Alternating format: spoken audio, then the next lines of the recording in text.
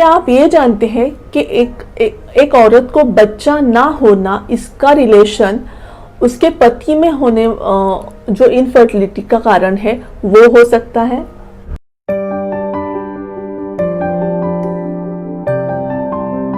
नमस्कार, मैं डॉक्टर स्वाति अणवेकर आरोग्य हेल्थ रेमेडीज में आप सबका स्वागत करती हूँ। पिछली वीडियो में हमने फीमेल इनफर्टिलिटी के बारे में जानकारी जान ली थी। अगर आपने वो वीडियो नहीं देखी है तो उस वीडियो की लिंक मैंने आज के इस वीडियो के डिस्क्रिप्शन बॉक्स में दी हुई है। हम सबको पता है कि औरतों में इनफर्टिलिटी होती है, लेकिन क्या आप ये जानते हैं कि एक औरत को बच्चा ना होना, इसका रिलेशन उसके पति में होने जो इनफर्टिलिटी का कारण है वो हो सकता है। हमारे देश में मेल डोमिनेंट सोसाइटी और कल्चर है। इसकी वजह से ऐसा माना जाता है कि जब कपल गायनेकोलॉजिस्ट के पास ट्रीटमेंट लेने के लिए जाते हैं और अगर किसी पति को बोला जाए कि आपको ट्रीटमेंट लेनी पड़ सकती है, तो उनका ये समझ होता है कि बच्चा तो औरत को होता है, तो फिर मैं क्यों चेकअप करूं या मैं क्यों ट्रीटमेंट ले लूं। ये सब क्यों होता है? क्योंकि उनके मन में पौरुषत्व के जो एकदम गलत तरीके के जो विचार होते हैं, उसके कारण उनका सोचना ऐसा बन गया है। और दूसरी बात ये है कि हमारे देश में बहुत से ऐसे मेल हैं, उनको पता होता है कि उन्हें इनफर्टिलिटी की प्रॉब्लम है, लेकिन वो खुद का इलाज नहीं करवाना चाहते हैं। और इसका रीज़न आप जानते हैं? इसका रीज़न है कि अगर उनके फ्रेंड सर्कल में या उनके रिलेटिव्स में अगर पता चल गया कि मैं इनफर्टिलिटी का ट्रीटमेंट ले रहा हूँ, तो लोग क्या सोचेंगे, मेरी छीतू हो जाएगी। ऐसा ये जो अनावश्यक डर उनके मन में बैठा होता है, उसकी वजह से वो ट्रीटमेंट नहीं लेना चाहते। और ये बात सिर्फ जो गाँवों में जो मेल होते हैं, जो अशिक्षित होते हैं, उनके बारे में ये सच नहीं है। हमारे जो कॉस्मोपॉलिटन सिटीज़ है, वहाँ जो हाई क्लास सोसाइटी के मेल होते हैं, उनके मन में भी ये डर रहता है और इसीलिए उनका भी सोचना ये ऐसा ही होता है। इसीलिए आज की इस वीडियो में हम मेल इनफर्टिलिटी के बारे में जानकारी जानेंगे। आज का वीडियो बहुत ही यूनिक और इंटरेस्टिंग है, तो आज आप ये वीडियो अंत तक ज़रूर देखें। और वीडियो शुरू करने से पहले एक छोटी सी विनती, अगर आप चैनल पे नए हैं और अभी तक आपने मेरा चैनल सब्सक्राइब नहीं किया है, तो प्लीज़ बेल आइकन प्रेस करके मेरा चैनल सब्सक्राइब कीजिए और उसी के साथ ऑल नोटिफिकेशंस भी प्रेस करना ना भूलें। पहला सवाल है कि मेल में इनफर्टिलिटी है, ये हम कैसे जान पाएंगे? तो इसका उत्तर ये है, अगर कोई कपल है जो शादी के 1 साल बाद तक असुरक्षित शरीर संबंध रखते हुए भी अगर उनकी पत्नी को बच्चा या गर्भधारणा ना हो और पत्नी के सब रिपोर्ट्स नॉर्मल हो, तो कहीं ना कहीं ये डाउट जरूर निकल के आता है कि शायद पति में कुछ इनफर्टिलिटी के कारण हो सकते हैं। और बहुत सी बार ऐसा होता है कि जब पति की टेस्ट की जाती है तो उनमें इनफर्टिलिटी पाई जाती है। दूसरा सवाल, पुरुष बीज या जो स्पर्म्स होते हैं वो कहाँ, पुरुषों के शरीर में कहाँ निर्माण होते हैं? तो पुरुषों के शरीर में जो स्क्रोटम होता है, स्क्रोटम में टेस्टिकल्स होते हैं और इन टेस्टिकल्स में स्पर्म्स निर्माण होते हैं। आप जानते होंगे कि स्त्रियों में जो ओवरी होती है वो लोअर एब्डोमेन में या गर्भाशय की नलिका जो होती है उधर अटैच होता है, वो पेट के अंदर होती है। लेकिन स्त्री में जो मेल में जो टेस्टिकल्स होते हैं वो स्क्रोटम में शरीर के बाहर होते हैं। क्यों बाहर होते हैं?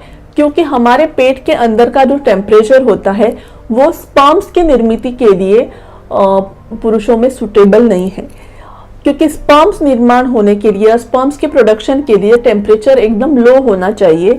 इसीलिए ये जो टेस्टिकल्स होते हैं वो पुरुषों के शरीर के बाहर स्क्रोटम में नेचुरली स्थित होते हैं।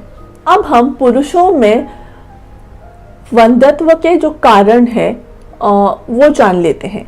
तो पहला कारण है स्पर्म में अगर कोई विकृति हो, तो जैसे स्पर्म ठीक तरह से निर्माण ना हुए हो, स्पर्म्स की मोटिलिटी अगर ठीक ना, स्पर्म्स का आकार ठीक ना हो, या सीमेन में स्पर्म एकदम कम मात्रा में हो, जिसको मॉडर्न मेडिसिन में ओलिगोस्पर्मिया कहा जाता है, या फिर स्पर्म्स बिल्कुल ही ना हो तो उसको एजोस्पर्मिया कहा जाता है। तो इन सब कंडीशंस में इनफर्टिलिटी हो सकती है। दूसरा कारण है वेरिकोसिल।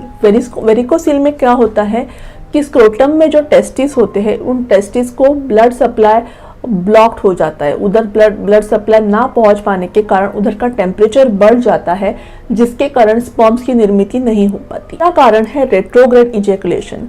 रेट्रोग्रेड इजैकुलेशन में क्या होता है कि जब ऑर्गेज्म आता है और मेल स्पर्म इजैकुलेट करना चाहता है तो स्पर्म्स पेनिस से बाहर ना निकल के वो डायरेक्ट वो पुरुष के ब्लैडर में या मूत्राशय में पीछे फेंके जाते हैं, जिसको रेट्रोग्रेड इजैकुलेशन कहा जाता है। उसी तरह से अगर अनडिसेंडेड टेस्टिस यानी अगर टेस्टिस स्क्रोटम में डिसेंड ना हुए हो तो भी ये एक कारण है पुरुषों में इनफर्टिलिटी का। उसी तरह से इम्यूनोलॉजिकल इनफर्टिलिटी ये एक कारण है, जिसमें क्या होता है कि मेल के बॉडी में एंटीबॉडीज, इस तरह के एंटीबॉडीज होते हैं जो स्पर्म को फॉरेन बॉडी समझ के उसको डिस्ट्रॉय कर देते हैं। उसी तरह से स्पर्म जिस नलिका से ट्रेवल करती है अगर वो ब्लॉक्ड हो तो भी ये एक इनफर्टिलिटी का कारण है।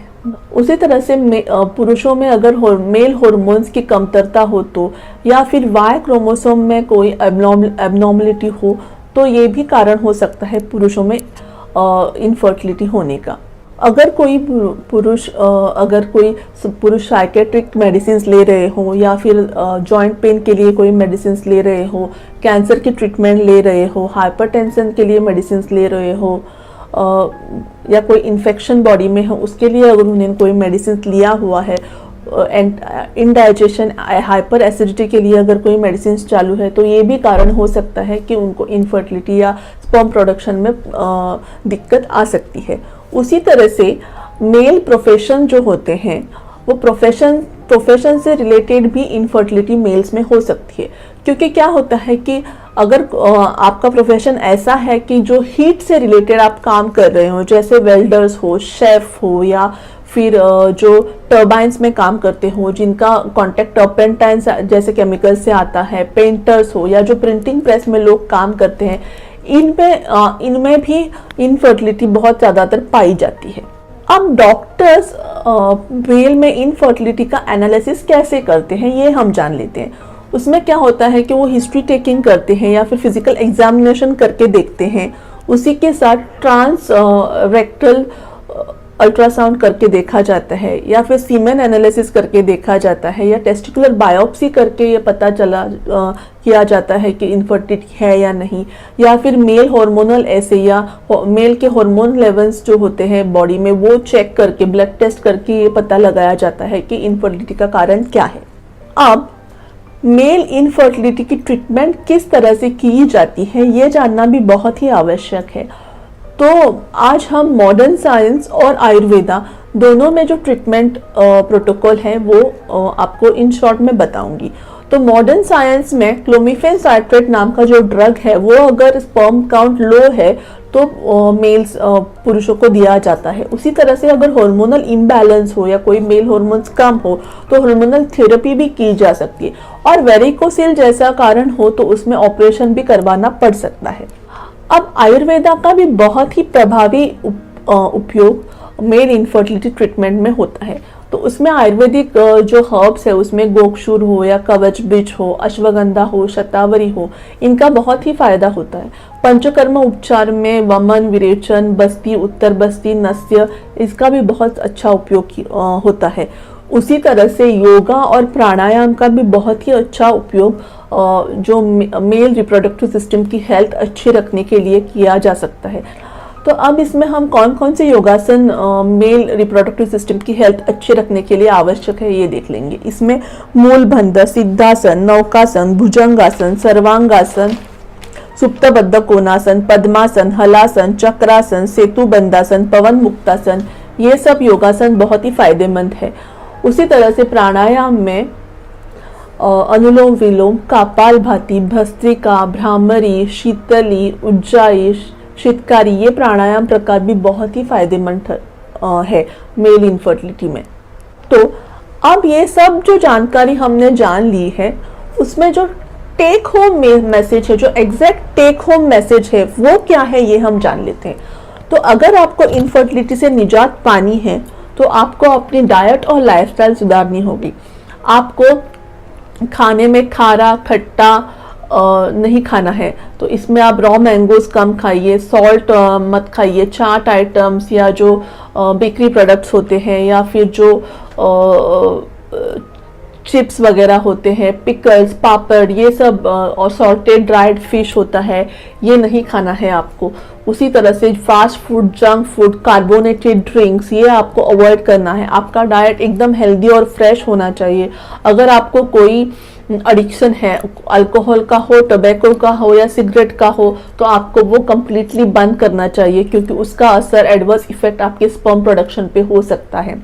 उसी तरह से आपको रात को जागना नहीं है। रात को आपको 7 से 8 घंटे की अच्छी नींद आपको लेनी है।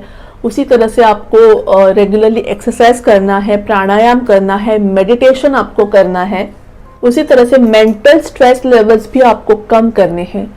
और डाइट में आपको vitamin A, vitamin C, vitamin E, zinc, selenium, arginine, folic acid और प्रोटीन्स की योग्य मात्रा आपकी डाइट में होना बहुत ही आवश्यक है। अब इन सभी चीज़ों के आपको ध्यान में रखना ही है, लेकिन सब उसके भी ऊपर एक चीज़ है, और वो ये है कि आप इनफर्टिलिटी की ट्रीटमेंट किसी भी पैथी के डॉक्टर से आप ले रहे हो, आप उस डॉक्टर पे और उस ट्रीटमेंट पे भरोसा रख के आपको वो दवाइयाँ लेनी है।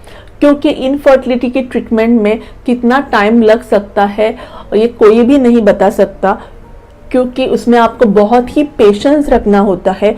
क्योंकि जो आपको इलाज के से आपको जो फर्क या बेनिफिट मिलेगा, उसमें जो टाइम लगेगा वो आपके जो प्रॉब्लम है या आपके जो डिसीज है उसकी सीवियरिटी के अनुसार ही वो इलाज में आपको फायदा मिलेगा। तो ये आपको ध्यान में रखना बहुत ही आवश्यक है। आज की इस वीडियो में हमने मेल इनफर्टिलिटी यानी पुरुषों में जो वंध्यत्व होता है उसके जो कारण है, लक्षण है और उसमें जो उपाय और उपचार किए जाते हैं वो हमने जान लिए हैं।